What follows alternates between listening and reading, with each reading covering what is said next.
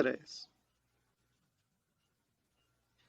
Kind regards with everyone. Today we're going to discuss a debate over drugs legalization and some other implications in Ecuador.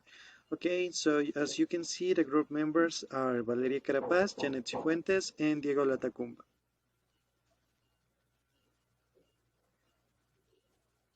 Drugs for medical purposes.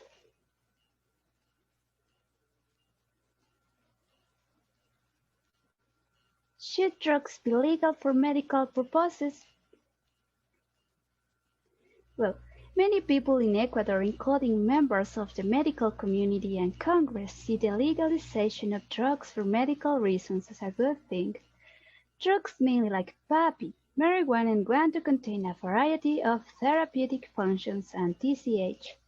Taxotere, also called docetaxel, a medicine used together with other agents to treat certain types of breast cancer, stomach cancer, prostate cancer, and certain types of head and neck cancer.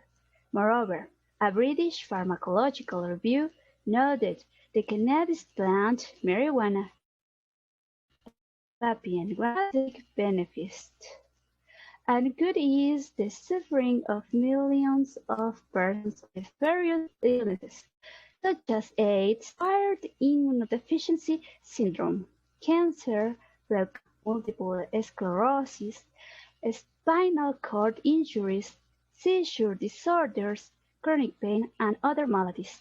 For instance, many HIV human immunodeficiency virus AIDS patients claim marijuana papi and guanto gives them relief from pain, nausea, and wasting disease, loss of body mass, and thousands of cancer patients have claimed that marijuana is the best way to alleviate the loss of appetite, nausea, and vomiting that often accompany chemotherapy, which is used to treat many kinds of cancer. Therefore, many Ecuadorians believe that drugs should be legal for medicinal purposes. Tres. Okay, now I'm going to talk a little bit about marijuana legalization in Ecuador. So as you can see in this graph, according to a new survey of drugs consumption made from 2006 to 2009 in Ecuador, finds that almost 53% of people are in favor of the legal use or consumption of marijuana, while 44% are opposed. And making a comparison to the previous study, and data collected in 2002, just 32% supported marijuana legalization, while nearly twice as many, almost 60%, were opposed. So it's important to remark that new generations, like in this case millennials, that cover the ages from 18 to 34 years old, have been in the forefront of this change, with almost a 68% in favor of legalizing marijuana use. By far, this is the highest percentage of any age group, but across all generations, except from the silent generation, are supporting the legalization of this drug. Okay. Before 2013, the legalization on cannabis in Ecuador was really strict in terms of legal framework of marijuana consumption in Ecuador. It was hardly differentiating between occasional users and large-scale traffickers. That is the reason why there was a problem with massing the prisons. And now, thanks to human rights defenders and some other organizations, the legislation has changed, and now personal use of cannabis is is decriminalized up to 10 grams per per user, allowing limited personal cultivation. Also, I like to say that, in my opinion, marijuana should be treated for what it is, a plant.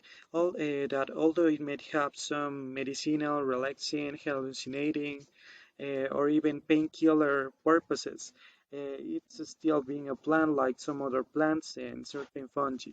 This plant may have some controversy that arises from its consumption, but it's clearly given to this plant for the purpose in which people is using it.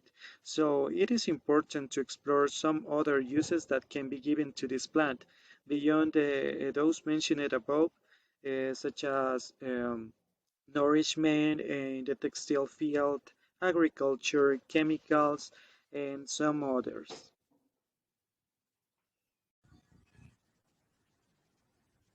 Okay, I'm going to talk about drug addiction negative effects. And drugs are chemicals that affect the body and the brain. Some effects of the drugs include health consequences that are long-lasting and permanent. It's important to know that the effects of drug addiction can even continue after a person has stopped taking the substance. Today, more than 7 million people suffer from a drug disorder, and 1 in 4 deaths result from the drug use. In fact, more deaths, illness, and disabilities are associated with drugs abuse than any other preventable health condition. People suffering from drug and alcohol addiction also have a higher risk of injuries, accidents, and domestic violence accidents. Nowadays, people aged 12 or older have used heroin for the first time. Every day, more than 90 people die after overdose on opiates.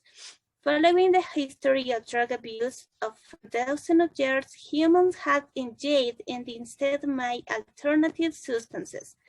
Humans have over time figured out this substance. So, in my opinion, I would like to say that the negative consequences of drug abuse affects not only individuals who abuse drugs, but also their families and friends. Those who abuse drugs and alcohol are more likely to engage in risk-taking behaviors, have a higher occurrence of mental disorders, and more likely to be incarcerated for crimes in this society. Okay, thanks. So that was our teamwork. Hope you enjoy it. Thanks.